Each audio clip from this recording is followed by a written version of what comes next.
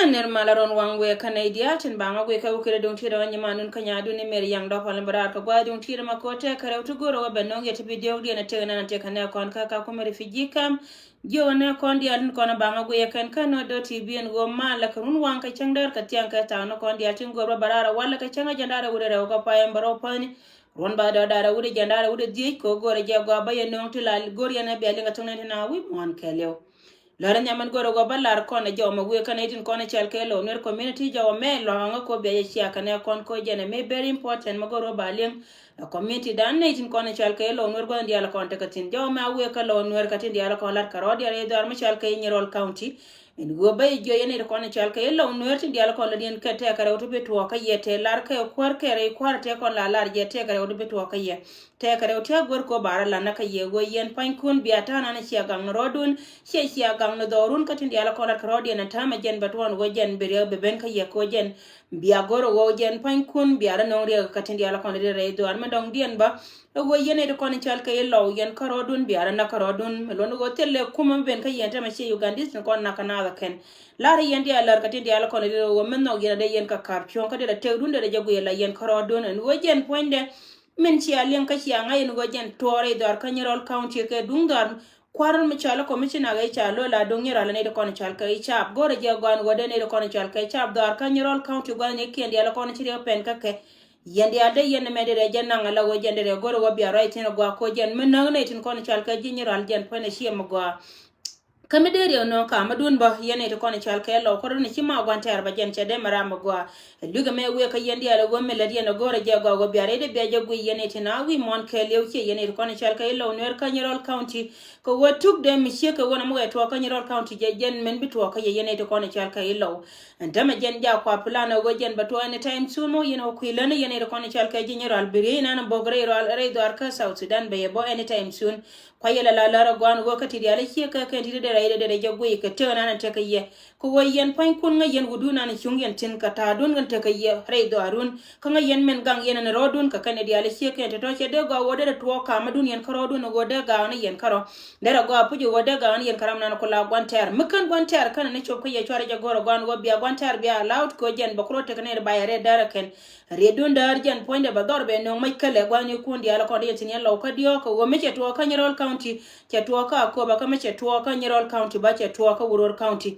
ba yendi aljo wo menana ladiya na gore jaga go biare de biaje gwe kan yene tin ko ken batin kon la ne bas chene de kon right kan de kon special ne de kon la politician tin kon tare dar ka juba chi ga tan kon chal ke ga loka nyora ka menana gwe yene ka tega nana te ka ga kun re dar kan nyerol county chi beautiful ka liang nana liang ga jene tin wana kenen go jene de ga ko don ka kam menana ko la goro gwantar ko jen ba be nong lag bade dere to on wojen point de yen amode de jakaption na me we ka yen general county en wojen point me la ro gwa mo che biya dun ka rodun ka be to on wojen tama biya gwante ar shi ramna no ku yelo goy men do la jen ko jen point be do to je ka ye ndama mo we woto on wo yen point kun tinga meta yen ka chuong tin mo woto on wo yen point kun biya ga ka tana te ka yemen tayo ko ka je jen ba to on wo yen point kun ne de ko na ka general biri ba bogre do arun na me jena na de goro wode kam ye la chombaka jallo ay ko connect nan ko ling nay men tore do ar ko goro je go wo jende yen nyurtin en gadin hay ndira na me de reide de jago e kata do haruna nan te kaye titiga keno kono goro wa bala reide kono chal kay lo ko yene de ko keno kon dong dia na me be je ling ata me mirmir ko te kata na de tin men to ko nyirol county ala go kwar la commissioner do ar me chal kay nyirol county sha lo ay chab ko chal kay chab do ar na ko gwa bar ka chaje joy do re we nunu gon tama taro ito dana chi du horo de nyoka matara ro de la gone tin kono kwale chole jikuma ka chare chona re we ka South Sudan re dar kanyerol county la go kan panken te tekane di changmo ka boma kan ko bena kule nyen karodien nunu go be chwa waka mai go kan ne de kono kwale cholo ajika na majena na kwala gang ne de kono kwale chole jidwar ko kan panken chiken go go be to ne de kontre we tama chaje plan ken go kan de ko jore we chet kan tin kono kula kwartin ko la kwara ai go chare ala ka go kan panken ba ga jore we kan Nyerol County kan do banana ba jwe ne ka sha kuma bin non che kina be jere do ar mashal kai jongale state nga yana che don kina be jen ka juba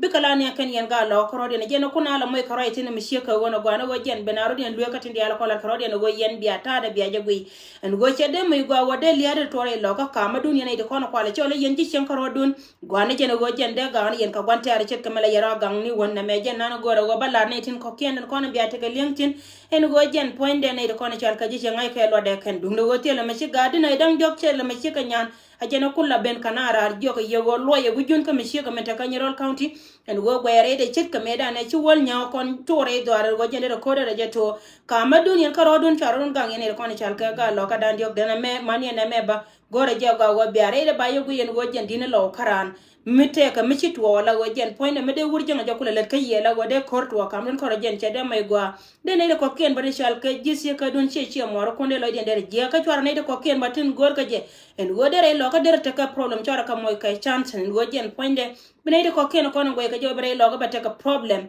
jen point de be kan gwa school je ka latin ko na latke mulo no go jen go yare de mi sheka wona e chum ka rit mu we ka ne ko na chal ka lo en go jen me la roda gwa ma chine te ka lentin ko ne te nan ka jen ka gwa me bena entame kuma jino ba Sudan be chan be je ko jen be yebo yene ko ne chal ka ilo mulo no go jen der go pu yo de boni yo ko jen sia kai lore sia lar ko jen yen ke kuma janga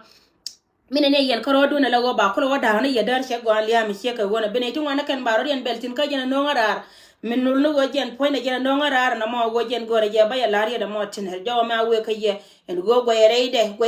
mi lo no go ne de ko na lar ka je go pen na ga den ruwe ka ne de ko na lar ka je ka ne go chine ra mo chine gore je ngai je go go tela ramade ga lo ko lo kan lo dia lo kon ka kel mo no go jira ma mo men gu je wo e chandu ka je na dong rier ka ne je marier ka ne je ma dong te ka me lo ko ne je kui gwandu re menana gorje wa bela go da belat ka madun mo no go lie be chance re o de ki men dong dia ne bi ben ko go jen mo go to go kan pan ke no gor ka ne je gore warga chet ka me shi ya la go wo chi je no gorra ma ko le ye ga ti je mi ramale na ka ti je gore warga ga se lo dial ba wonyo ko me chenga je ko ngwa ma me chare ka me da go gwadin ka ne ko ne chal ke ji ku me ngode still bara mo go me belo dun be je lod ba wonyo ko me no je na me sho mo we ka ye ko ku ko che je gore me de to en go je na be to re dun ko we to re dun ngai ye go wo yen pen ko la yeru ne lip ka me do dien mo no go jen che je no gor kan ta me gor na no go jen lewna ka do mana na kon go ne me no kon ka no gore je go ba te me bilu ka kon a january jo me je na no gore go ba lar ka gore je go wa we a chuba me se je me lo ko be a ya ka ne kon en go jen be ka te ka LinkedIn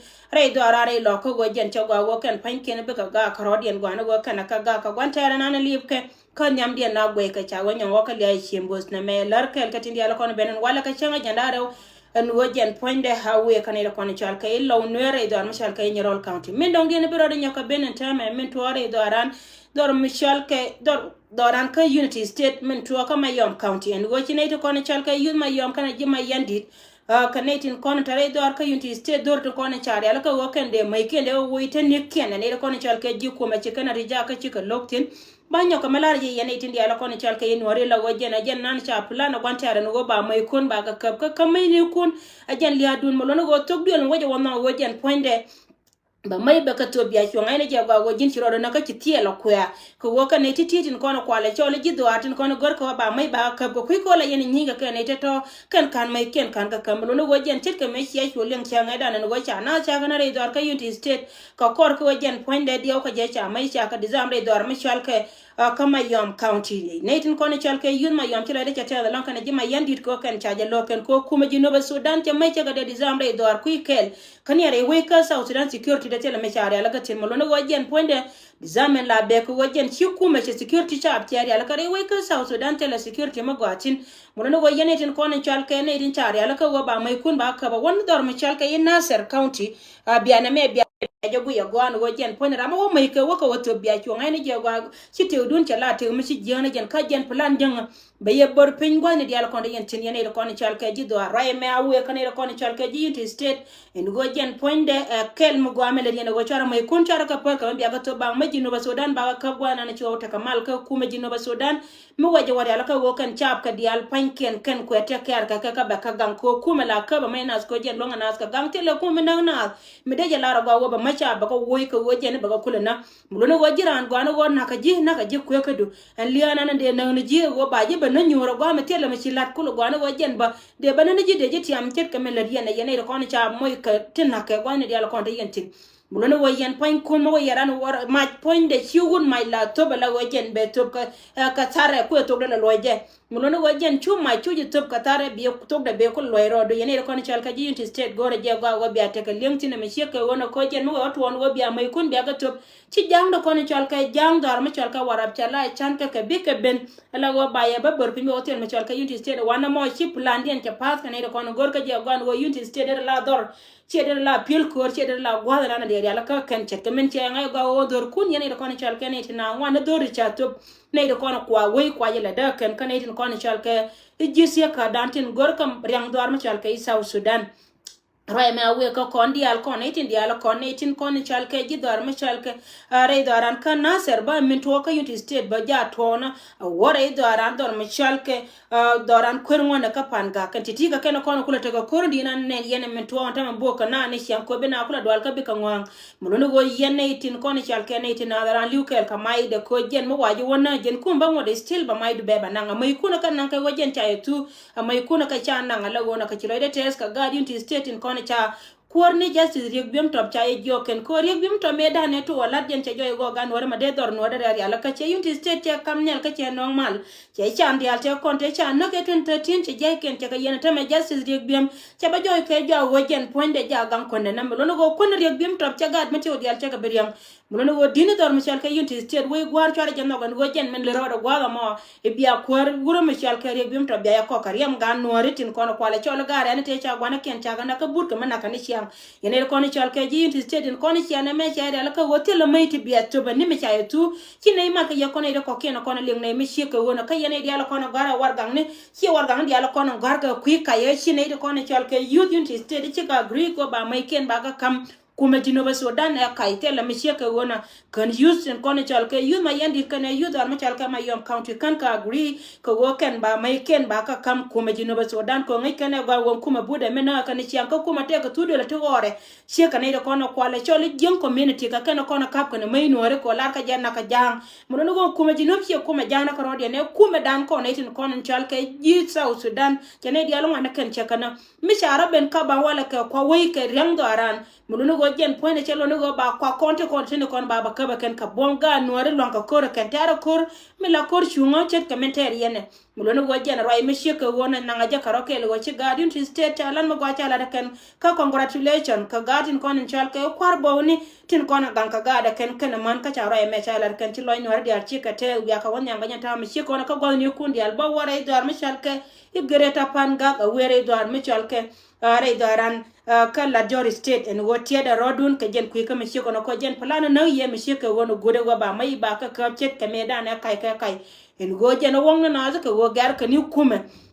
me ko la to no kore daran kan Nasser mun do wora me sheke wona che jen gwada e do mai ne me tar kan kor me sheke wona che to ka unti state kan ta ma che guardian to state che kan dia la la no tel la man me ba top en go jen point de ba kon dia la ka kamen na ka e jen gor kon dia la na ka ban LinkedIn en go wora ne dia la kon la ka ne me dong dia na banyo kan no kon ri nan tore daran ka kuma refugee kam ra me cha la chenga dan ka banyo ka malo je ka ku ka go kan ne to kon chal ka i chap to gwa ma ta me cha ra to kon na karodien mun no go yene tin nan tin yalan ko na ngajrane go go chikad ne ku chika pere chet ka min cha jala wo te ka number 1 ka number 2 ka number 3 we ka number 3 we ne pingen cha jongo lara ne dialtin ko na kwale choli ne tin nan tin tarante ka doro wone kon ka to ro dia na cha nyoga ma cha report pa na go chi ne ti chop ka die cha ro dia ngap ka kwi ka wakan panke nan ka ga liuke mono go na mo jena me be lo ngai je go wore do ka South Sudan te luak dum do go ko ne tin ko na tarante gwar de lo ne jan kan ne ko ta ka kuma refugee kam en go de na ka jo go jen point de tele me la permanent ka tin dia la ko na la to ka yene ko la yana go igwa me ka kuma refugee kam shi wo kan ne re ta ka dum do go yu an te ka me la de ne je na wur michal ka yu an ne jen ramana la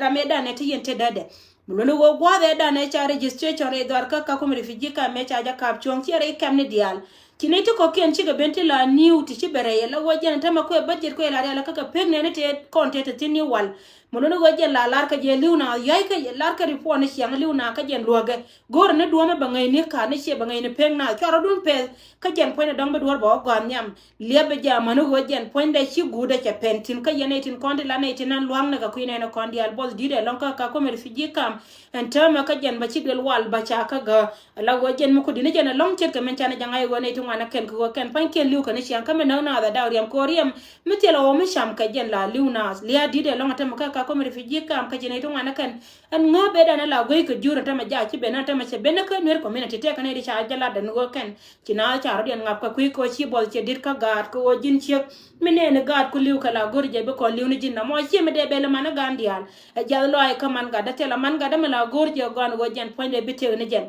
la gorje go be ga de be te gor kan e gon go ken be ga te la liu jo den ka cha go e gor ka lo ci la ngala pot me mi ci chop ka gat ka ka mi ci ko ro chom na e kon ka telephone ka yene din kon gui ko yene di ala ngana kala yana gor kan wada tibi en go ngaye je go tella me be ka peti di ala ka to ka ken ba la wete ka good ene dor la te ka good tara don pes ka jen ti di ala te ka me wena ngai kon di ala go wori ne di ala ngana ken tela ran ta po da ne go tel go me jigra do ten jen yu ene ci ar me la mo ina yes ndera to ban woda ko dira ta ka plan ka ka mi shi ka wona warane yankol jen ko la la je tor di kerun